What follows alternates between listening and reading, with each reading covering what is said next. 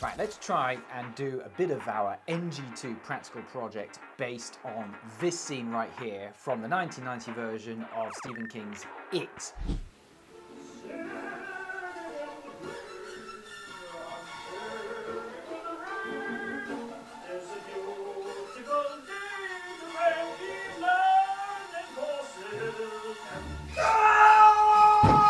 This is clearly a confined space that Pennywise has gotten himself into. So let's go to our NG2 project, which is here. Notice I've not forgotten to fill in this top bit there. Right, don't forget to fill that in, okay? Right, so the hazard category is confined spaces. Spaces, there we are. And we're gonna have to try and describe this confined space quite specifically. We don't say it's a confined space, we are going to say work inside a, what is it? Is it a sewer? Is it a sewer? It's a rainwater drain, isn't it? Work inside a rainwater drain, including pipes as small as, what is it, 26 inches or something like that. I don't know, whatever it is. So notice how I've been quite specific in how I've described this confined space. Now, we've got the next bit, who might be harmed and how. So there's two things in there, well, three things really that we want to get in there. We've got the who. The how, though, is actually two things. We need to get a hazardous event and the injury that could happen. So, who? Pennywise the clown. That's the who. Is that a job title? No, it's a name, but clown is the job title. Pennywise the clown could get trapped, could drown, and so on. So get trapped inside the drain and drown. And notice that they're getting trapped, drowning. We want to kind of talk about the flooding in there. Drown due to flooding of the drain during storms.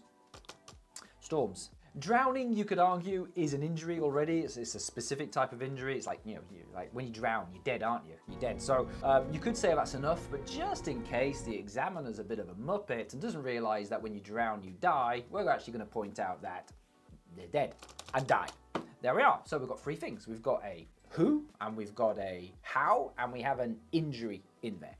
Now we need to get some control measures in this. And here's the first thing. Your examiner expects you to make the best use you can of the hierarchy of controls.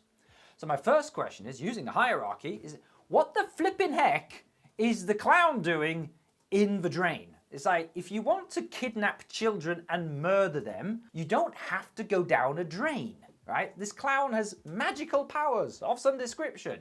If you watch the movies, there's all kinds of ways you can do it. So you don't have, Pennywise does not have to endanger himself by going down the drain.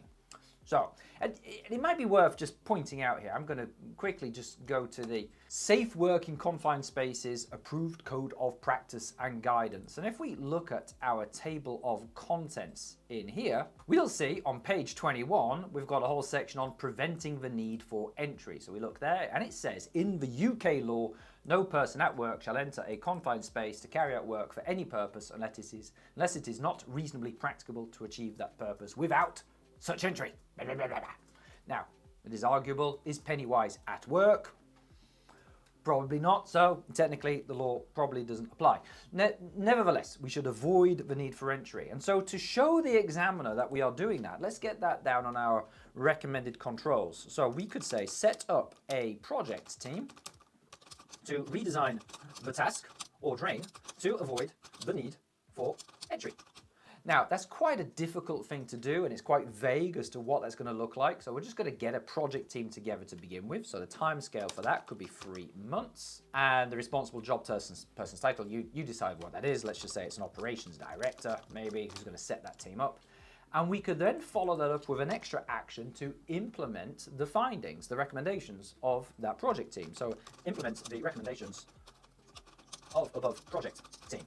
And that might be quite expensive, or it might require some major redesign work, in which case you might want to give that quite a long time scale. So let's say 12 months for that one. And again, we could go for the ops director as the responsible person. Now, in the meantime, we still have this clown who's down the drain, and we do need to have some kind of precautions to keep the clown safe. And so we have to write down our precautions, either in the what are you already doing? Well, there's not a lot which we're already doing here, are we? Clown is magic and difficult to kill. I think that's pretty much like the main control measure we currently have. We need some extra control measures, obviously. So where do we get those control measures from? Well, I've got two recommendations for you. Where do you get your control measures from? So firstly, if you go onto our course materials, if you are a Compassa student, whether you're on the full student, on the full course, or whether you're just on our NG2 preparation course, which is a very small, very low cost course you can do, you've got a menu of controls for each hazard here. So we click on this, and you can see here we've got all of the hazards that you can possibly think of in here, all in the order of the syllabus. If we click on confined spaces, there we are. We've got a bit of a menu there. Now, don't be stupid, okay? Don't just take that and copy that in here, you know? It's like, don't do that. Firstly, it looks like it's being copied and pasted because you can see all the writing's changed and the formatting's gone all wrong. But you need to put a bit of detail and context. We need to make these controls relevant to our confined space, our situation, which is a drain with rainwater, okay? So these menus that we give you, you can't just copy and paste and whack on your project. It's just a crib sheet. It's just a shopping list of things you could do and to remind you. And so we're going to pick and choose which ones apply and put the correct ones in. So we could say confined space permit. That would make complete sense, wouldn't it? So it would be implement a confined space permit system before entry to the confined space. Okay, so there's one. And obviously we are going to put a time scale and a job title there as well, but we'll do that later. We are going to need training for the people who go in. Obviously, we're going to need some supervision. We need a standby person. Like George is not a standby person. You know, he's a child. But we need a second clown of some description to look after Pennywise, to communicate with Pennywise. Vegan sausage rolls. And to implement any rescue procedures, as you can see right here. Now, this is a very particular type of confined space where there is a risk of flooding due to rainwater. They float. And obviously you cannot isolate the drain from the rainwater, it's a drain. Normally if it was a tank where you had fluids being pumped in, you could isolate the valves and pumps and so on to make sure the tank doesn't get full of liquid. But when it's rainwater, what can you do? Well, I would suggest, listen, let's just only allow entry when the weather's good, eh? Wouldn't that be a good idea? So let's put that down. Introduce a policy to only allow entry to rainwater drains when weather is good. And how are you going to do that? Well, you're going to need some kind of weather monitoring system, aren't you? It's start a weather monitoring system, which will trigger prohibition of working in drains when weather is poor. So we can spend ages doing that. That's our Compassa course. Let me give you the second resource. If you're not a Compassa student, if you're too tight to purchase a course from Compassa, you go to our ACOP once again, and if we scroll down here a little bit, you'll find, here we are in the section on work in confined spaces, it actually tells you the precautions. There we are, precautions to be included in the safe system of work. And again, great little list there, very similar to our list. Might have a few extra things on there, I suppose, a few things which are kind of specific to fire. Go through that list and pick and choose the ones that apply to your confined space, and then write them out in full, and maybe you add some more depending on the circumstances. Anyway, let's watch the rest of that scene. Oh, come on, bucko. Don't you want a balloon? Now, you might be wondering why Pennywise has a balloon there. I think the balloon is, in case it gets flooded, it will help him float. In the movie, don't the kids float? They all float down here. Doesn't Pennywise say the kids are floating? Probably because they've got balloons. It's a survival gear. And I would also suggest that the air in the balloon is there to help him breathe in case it gets flooded. I'm not supposed to take stuff from the strangers. My dad said so.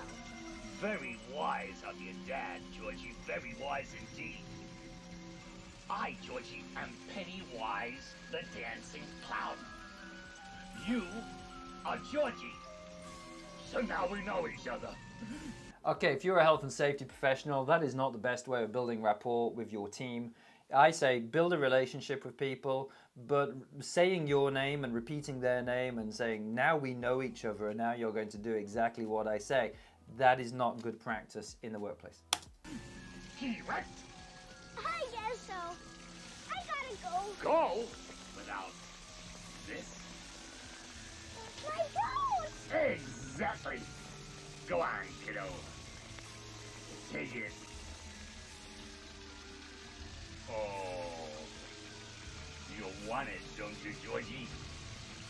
This kind of reminds me of some NEBOSH course providers, you know, saying, oh, you want your NEBOSH certificate? You want it? Yeah, you want it. Look at this low price, yeah. You can pass this course in 12 months. Yes, yes, you can. And then you sign up, it's a crap course, and you procrastinate because it's such a boring and crap course. And then you might attempt the exam, and then you fail, and then next thing you know, your course has expired. And then they're asking you for another £200 so that you can carry on your studies. And you, just like Georgie, you get suckered into it. Of course you do. And there's cotton candy and rides and all sorts of surprises down here.